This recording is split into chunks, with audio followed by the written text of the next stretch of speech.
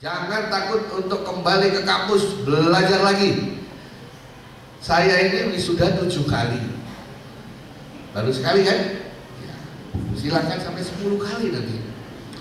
Karena dalam rekor dunia paling banyak wisuda itu ada satu orang sampai 35 kali di wisuda di perguruan tinggi yang berbeda. Nah, khusus untuk belajar sepanjang hayat di bidang informatika, ada 5 hal yang jika Anda lakukan, niscaya Anda akan bisa berkontribusi kepada negara yang kita cintai ini, dan Anda bisa memberikan arti bagi kehidupan. Yang pertama, para wisudawan dan wisudawati. Yang pertama, kiatnya adalah karena pertumbuhan teknologi informasi berubah sangat cepat, tidak ada cara lain, Anda harus sering-sering membaca. Baca apa aja? Karena disinyalir generasi muda Indonesia sekarang jam waktu membacanya berkurang. Yang naik adalah jam mengupdate status. Setiap katanya ya, kota-kota di Indonesia ini sudah menjadi hampir nomor 1 di dunia yang paling sering merubah status. Telkomsel, Bapak Ibu, Telkomsel salah satu perusahaan telekomunikasi di Indonesia itu berhasil menggaji seluruh karyawannya hanya dengan SMS yang kita kirimkan setiap hari. Jadi Anda bisa bayangkan berapa juta SMS terjadi setiap hari antara kita. SMS itu kan menulis, cuma tulisannya singkat-singkat. Nah, dalam dunia IT itu kita harus banyak membaca, walaupun pembacanya hanya membaca hal-hal yang singkat. Oleh karena itu, bagi adik-adik mahasiswa dan mahasiswi yang akan diwisuda hari ini, pastikan di handphone Anda itu Anda punya shortcut, paling tidak ke detik.com atau ke kompas.com, atau mengikuti menjadi follower dari tokoh-tokoh di bidang IT. Siapa itu tokoh-tokoh di bidang IT? Di Indonesia banyak asosiasi-asosiasi IT seperti Aspiluki untuk yang senang software, Apkomindo untuk yang senang hardware, Abji untuk yang senang internet. Jadilah follower mereka semua, karena hampir setiap hari ada berita baru yang akan diupdate. Nanti kalau Anda bertemu dengan orang yang ingin memakai jasa Anda, dia akan tanya, apakah Anda mengenal istilah green computing? Apakah Anda mengenal istilah cloud computing? Apakah Anda pernah membuat arsitektur database? Itu ditanya semua. Dan itu hanya kita bisa jawab dengan ilmu yang kita dapatkan di kampus plus membaca setiap hari. Nah, itu adalah hal pertama yang harus dilakukan khususnya untuk mereka yang lulusan informatika.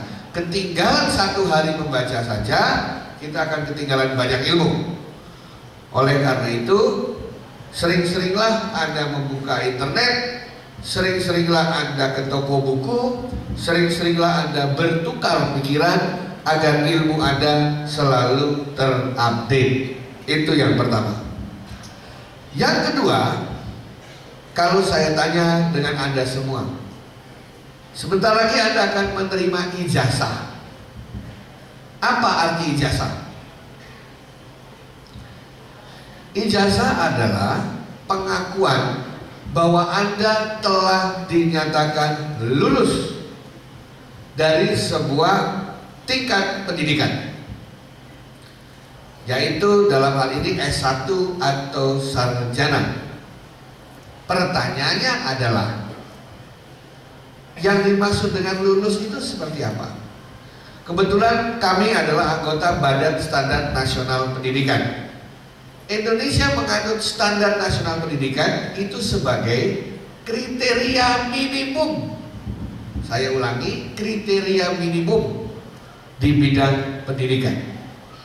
Jadi kalau Anda lulus, artinya Anda sudah memenuhi kriteria minimum untuk bisa lepas dari sebuah jenjang pendidikan tertentu. Yang menjadi pertanyaan, apakah di dunia kerja menerapkan kriteria minimum atau tidak? Dengan persaingan yang sekarang ini, mereka menerapkan kriteria di atas minimum, kriteria yang ideal. Nah, pertanyaannya adalah bagaimana supaya saya bisa mendapatkan kriteria yang ideal tadi? Kita harus membuktikan kepada orang yang akan memakai kita bahwa Anda kompeten. Kalau ditanya, Anda kompeten tidak membuat desain jaringan? Anda kompeten tidak membuat software? Anda kompeten tidak menggunakan aplikasi komputer tertentu? Tidak bisa lagi dijawab saya kompeten tanpa ada bukti. Dalam Undang-Undang Pendidikan Tinggi nomor 12 dikatakan bukti kompetensi adalah sertifikat kompetensi yang disampaikan oleh Bapak Ketua tadi.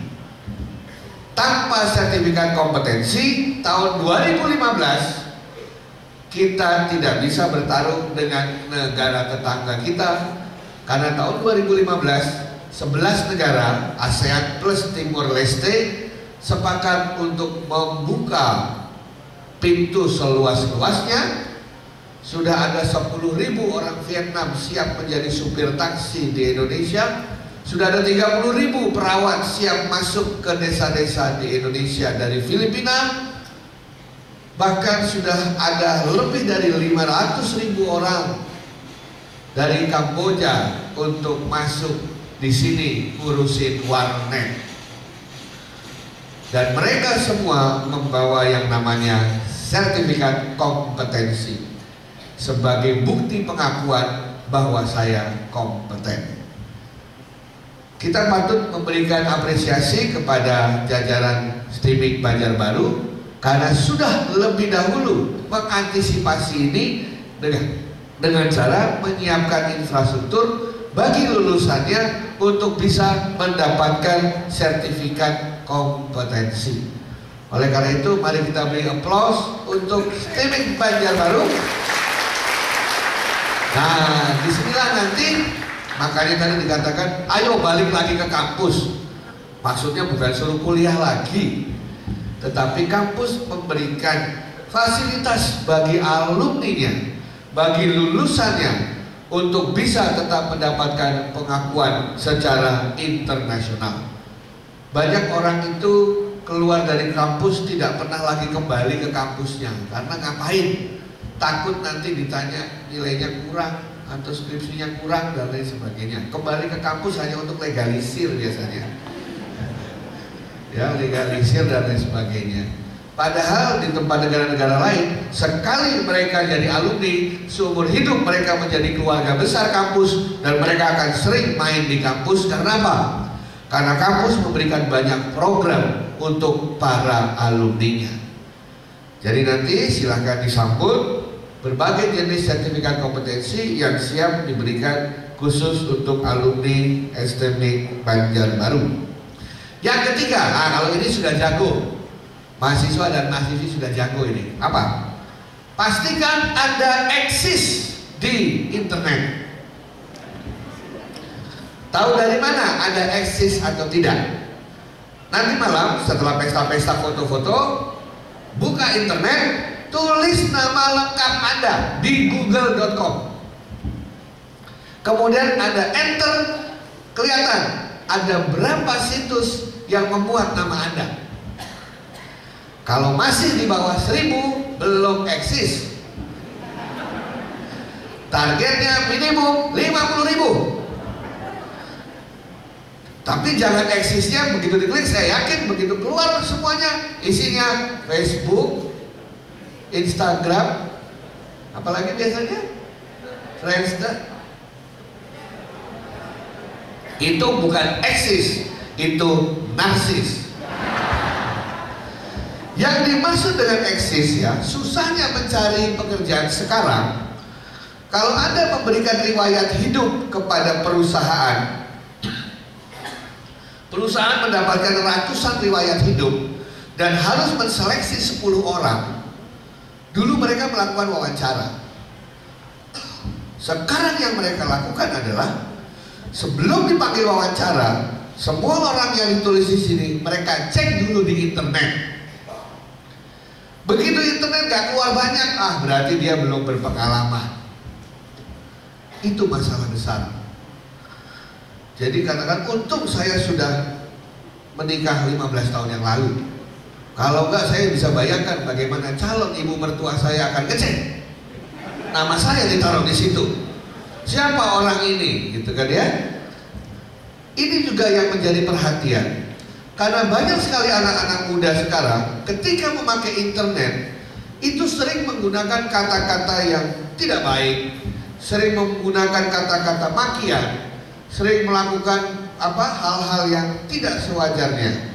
Susahnya di internet itu tidak bisa dihapus, akan menjadi rekam jejak Anda seumur hidup. Oleh karena itulah para wisudawan-wisudawati, etika menggunakan internet, pergunakanlah dengan baik. Pergunakanlah kata-kata yang positif, berikanlah karya-karya Anda yang baik, apapunlah hobi Anda, apapun kesenangan Anda, karena setiap orang pasti punya kelebihannya masing-masing. Sebanyak mungkin taruh di internet. Setiap hari cek google.com, ada berapa nama Anda di sana. Internet itu bukan ciptaan Amerika, itu ciptaan Indonesia. Makanya depannya kalau buka internet kan selalu depannya www, betul ya? Singkatan dari wirawiri wae.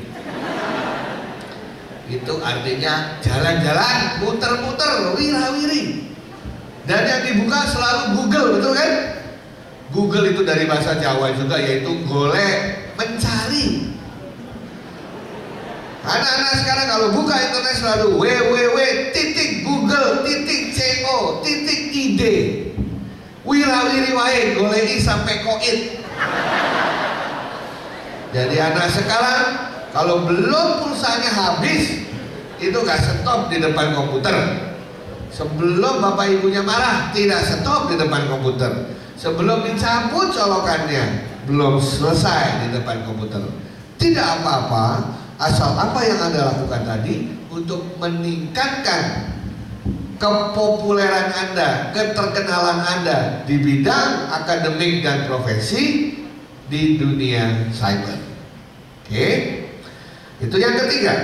Nah, yang keempat, pastikan apapun karir Anda nanti, apakah Anda bekerja di pemerintahan, apakah Anda menjadi karyawan, apakah Anda menjadi profesional, apakah Anda menjadi birokrat, apakah Anda menjadi politisi, apakah Anda menjadi dosen, sebagai apapun, pastikan Anda kreatif dan inovatif.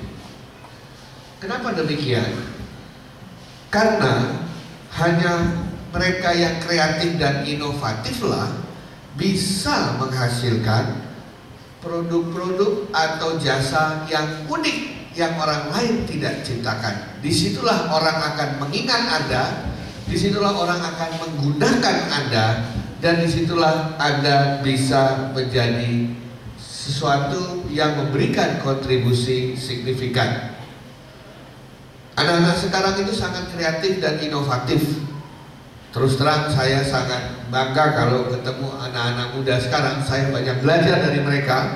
Anak-anak sekarang ini otak kanannya sangat kuat. Kalau angkatan saya dulu otak kirinya yang kuat, otak kanannya rada cilaka. Kalau nggak percaya bapak-bapak ibu-ibu, kalau disuruh gambar pemandangan, ada berapa gunungnya? 2. Matahari di mana? Di tengah. Di bawah matahari ada apa? Ada jalan. Sebelahnya jalan? Sawah. Di atasnya gunung? Awan. Jangan lupa burung angka 3. Pak Soeharto, mantan Presiden Republik Indonesia, tidak pernah membuat buku cara menggambar pemandangan.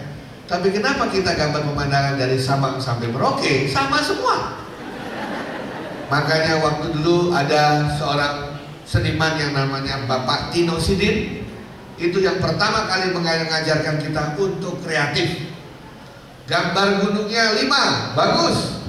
Gunungnya warnanya ungu, bagus. Mataharinya ada 4, bagus. Bahkan kadang-kadang Pak Tino di TV itu ngasih lihatnya kebalik ya, dia bilang bagus gitu istilahnya. Karena dia menghargai inovasi. dia menghargai kreativitas. Nah, jangan khawatir, berbuatlah kreatif sebanyak-banyaknya. Dan katanya dalam ilmu entrepreneur dikatakan, yang penting bukan berapa kali Anda gagal, tapi yang penting berapa kali Anda berhasil berdiri lagi setelah Anda gagal. Itu yang namanya perjuangan. Jadi tidak usah takut untuk gagal, ya. Dan yang terakhir, yang kelima, nah ini dia, banyak-banyaklah bergaul dan rajin-rajinlah berdoa. Ada kritikan terhadap lulusan orang informatika yang katanya orang informatika itu sangat tertutup orangnya. Mungkin karena biasa bikin program sendirian gitu ya, suka ngomongnya ya sama komputer sendirian, cekikikan sama handphone sendirian, biasanya kayak begitu. Sehingga kadang-kadang hubungan interpersonalnya antara satu orang dengan orang yang lain jadi berkurang. Nah, kita harus sering banyak berinteraksi. Kalau interaksinya lewat email, ngomongnya banyak banget. Interaksinya lewat Twitter, ngomongnya banyak banget. Tapi ketika ketemu orang, langsung menjadi pendiam. Itu salah satu ciri lulusan komputer. Nah, sekarang dibalik, ya, kita harus bisa berbicara di depan orang, meyakinkan orang bahwa produk saya lah yang terbaik. Kita harus bisa meyakinkan orang, pilihlah saya, maka perusahaan Anda akan baik. Nah, tidak mungkin orang itu ngomongnya lewat SMS. Dia ingin melihat mata Anda, dia ingin melihat cara Anda berbicara, dia ingin melihat cara Anda berperilaku. Tidak usah khawatir. Kalau ada orang di seminar, siapa yang mau tanya? Langsung angkat tangan. Tanyanya apa? Jam berapa sekarang Pak? Gak apa-apa. Yang penting berani bertanya. Kalau di Indonesia paling sulit, siapa yang mau tanya? Tidak ada yang angkat. Mestinya siapa yang mau tanya, semua rame-rame angkat, gitu kan? Nah, artinya apa di sini? Dengan banyak mengenal orang, dengan banyak mengenal pribadi-pribadi yang lain, kita tahu persis bahwa kita bisa membangun yang namanya jaringan, relasi. Dan Indonesia itu kan sebenarnya ini ada sesuatu yang menarik. Indonesia itu udah hampir nomor 1 memakai Facebook, hampir nomor 1 di jejaring sosial seluruh dunia. Padahal saya sekarang katakan ini social networking katanya, ini jejaring sosial. Padahal orang Indonesia dari dulu sudah sosial. Tapi terbalik sekarang. Orang luar negeri yang dulu individualis pakai IT jadi sekarang sosial. Orang Indonesia yang dulu sosial pakai IT menjadi asosial sekarang. Lihatlah bapak ibu anak makan bersama di sebuah meja. Secara fisik mereka ada di satu meja, tapi masing-masing sibuk dengan handphone dan BlackBerry-nya. Teknologi mendekatkan yang jauh, tapi kadang-kadang menjauhkan yang dekat. Suatu ketika saya dipanggil Menteri Informatika dan Komputer Bapak Tifatul Sembiring. Dia bilang kepada saya, Pak Eko, bagaimana menurut pendapat Anda kalau Facebook kita tutup saja? Saya katakan, mohon maaf Pak Menteri, kenapa harus ditutup? Beliau mengatakan, karena hampir setiap hari ada laporan penculikan anak setelah interaksi di Facebook ke kementerian ini. Saya bilang, mohon maaf Pak Menteri, jangankan anak-anak yang hilang, ibu-ibu yang hilang ya banyak. Saya bilang begitu. Setelah ada BlackBerry, setelah ada Facebook, banyak kita ketemu lagi teman SD, ketemu lagi teman SMP, ketemu lagi teman SMA. Ayo reuni yuk, ayo kumpul yuk, hilang semuanya. Nah, disinilah juga merupakan suatu tantangan bagi kita. Seperti Gus Dur katakan, teknologi itu sifatnya netral. Yang bisa memberikan nilai positif atau negatif adalah orang yang menggunakannya. Seperti halnya pisau dipakai orang jahat untuk membunuh orang, tapi kalau jatuhnya ke orang baik menjadi koki, menjadi makanan yang enak. Sama persis internet, SMS, iPad, apapun namanya, itu adalah teknologi yang sifatnya netral. Yang bisa menggunakan itu menjadi sesuatu yang baik atau tidak adalah kita yang menggunakannya. Dan saya yakin para mahasiswa STMIK Banjarbaru yang sebentar lagi akan diwisuda menjadi bergelar sarjana komputer adalah mereka yang sudah siap menggunakan teknologi untuk hal-hal yang positif. Akhir kata, teman-teman sekalian, selamat memasuki dunia baru yang penuh tantangan. Doa kami semua, para dosen, para orang tua, agar Anda bisa sukses dalam karir. Dan kalau saya tanya, memakai toga hari ini perasaannya bagaimana? Ya? Panas? Capek? Foto-foto? Seperti saya katakan, saya wisuda sudah 7 kali. Bulan depan saya wisuda yang ke-8. Saya masih belajar sampai sekarang. Karena semakin banyak belajar, saya semakin tahu bahwa saya semakin nggak tahu apa-apa. Nah, tapi setiap kali saya wisuda, dari 7 kali wisuda itu yang dihadiri istri saya mungkin 2, yang dihadiri orang tua saya 5 gitu ya. Tapi lucunya setiap kali saya duduk di tempat Anda, itu perasaannya selalu berbeda. Kalau ditanya perasaannya apa, tidak bisa dibayangkan. Istilahnya kalau permen itu rasa nano-nano. Ada rasa bangga, ada rasa puas, ada rasa takut, ya, ada rasa apa? Cemas, tapi ada rasa gembira, itu campur jadi satu, gitu ya. Saya pastikan perasaan itu tidak akan terulang. Jadi momen hari ini adalah yang sangat khusus yang dianugerahkan oleh Yang Maha Kuasa untuk Anda semua yang sudah berhasil menjalankan studinya. Yang menanamkan rasa itu adalah orang-orang yang berada di belakang Anda. Para orang tua yang sudah berjuang sedemikian berat, meneteskan air mata, berkeringat, bahkan mungkin ada yang sampai berdarah-darah istilahnya, untuk bisa membuat anak-anaknya bisa sukses seperti Anda. Oleh karena itu, dengan persetujuan Senat, minta mohon 10 detik Bapak Ibu, teman-teman wisudawan wisudawati tetap aja di situ, lihat ke sebelah kanan, di mana orang tua, dadain pakai tangan. Nah, coba di mana? Itu sebagai rasa terima kasih Bapak-bapak Ibu-ibu. Nah, itulah mereka yang sudah lulus. Udah ketemu Bapak Ibunya? Ya. Nah, lambaian tangan itu Bapak Ibu ada 2 arti. Ya. Ada 2 arti. Arti yang pertama, terima kasih ayah, terima kasih bunda, terima kasih kakak, terima kasih paman, terima kasih bibi, terima kasih semuanya. Karena berkat perjuangan Anda semua, kami bisa lulus. Itu arti pertama. Arti kedua, lambaian tangan tadi berarti bahwa gaji pertama nanti untuk ibu tercinta. Jadi nanti kalau udah bekerja atau sudah bekerja, gaji pertama setelah wisuda ini jangan dipakai apa-apa, berikan itu kepada ibunda tercinta. Terima kasih, selamat menunaikan tugas baru, dan kami yakin bahwa akan lahir para inovator-inovator dari STMIK Banjarbaru, dan kami menunggu, Indonesia menunggu. Siapa tahu nanti banyak produk-produk yang dipakai di negara kita berasal dari Banjarbaru. Contohnya, sebentar lagi 2014 pemilu serentak. Semua orang masih nyoblos, Banjarbaru nanti kita tidak perlu nyoblos. Silakan datang ke ATM terdekat. Di situ Anda langsung bisa pilih siapa calon DPR, DPRD, wali kota, presiden, wakil presiden lewat ATM gitu. Nanti 2018 dan 2019 tidak lewat ATM, lewat SMS. Jadi dari rumah aja, pilih, selesai.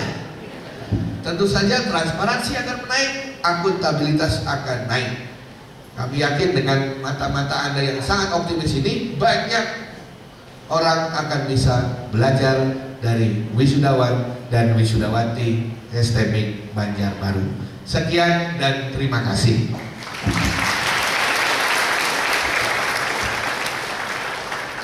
Terima kasih Prof. Eko yang sudah memberikan semangat yang luar biasa kepada wisudawan dan wisudawati. Siap untuk kembali ke kampus? Lambaikan tangan ke depan, ke senat. Iya, kita beri tepuk tangan Bapak Ibu untuk wisudawan-wisudawati yang siap untuk kembali ke kampus untuk mendapatkan sertifikat kompetensi ya.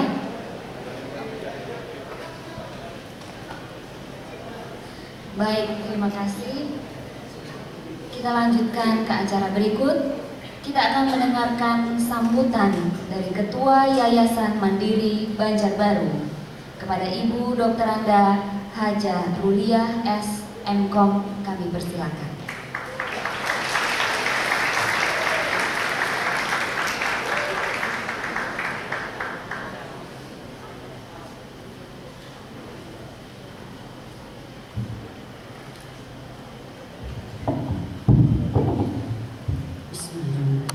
Assalamualaikum warahmatullahi wabarakatuh. Yang saya hormati Bapak Wali Kota Banjarbaru, yang saya hormati Bapak yang mewakili Koordinator Pertis Wilayah 11 Kalimantan, yang saya hormati Bapak Ridwan, yang saya hormati Dewan Senat, yang saya hormati seluruh hadirin pada hari ini. Alhamdulillah, puji dan syukur kita panjatkan kehadirat Allah, karena pada hari ini kita dapat melaksanakan acara ini. Semoga acaranya bisa berjalan dengan lancar. Amin.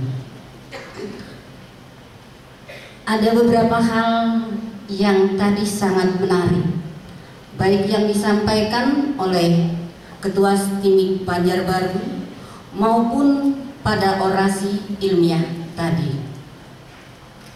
Saya sampai lupa apa yang harus saya sampaikan pada sambutan ini, karena saya mencerna apa yang disampaikan oleh beliau-beliau yang ditujukan kepada kita semua, terutama kepada yang sebentar lagi anak didik kami akan berhadapan dengan dunia luar, di mana tantangannya cukup berat. Tetapi tadi dikatakan, apabila kita jatuh, bukan dihitung jatuhnya, tapi berapa kali kita berani berdiri lagi. Dan itu yang harus diucapkan oleh kita semua. Tadi pun disampaikan oleh Ketua STIMIK Banjarbaru bahwa kalian bisa menyelesaikan proses belajar mengajar untuk teorinya 6 semester atau 7 semester sudah selesai. Dan kendalanya adalah pada tugas akhir atau skripsi yang katanya tadi bisa sampai 14 semester jadinya. Dan itu menurut saya sangat luar biasa. Nah, bagaimana caranya agar kita bisa selesai dengan cepat, tepat, dan berkualitas? Tadi kita sudah mendengar apa yang disampaikan oleh beliau-beliau yang memang beliau ahli di bidang IT. Sebagai Yayasan Mandiri Banjarbaru, tentu saja akan mendukung semua program dan semua rencana yang direncanakan oleh STIMIK Banjarbaru untuk kedepannya. Insya Allah, Yayasan Mandiri akan menyiapkan infrastrukturnya. Karena tadi disampaikan, nanti mahasiswanya kita bisa melakukan kredit transfer.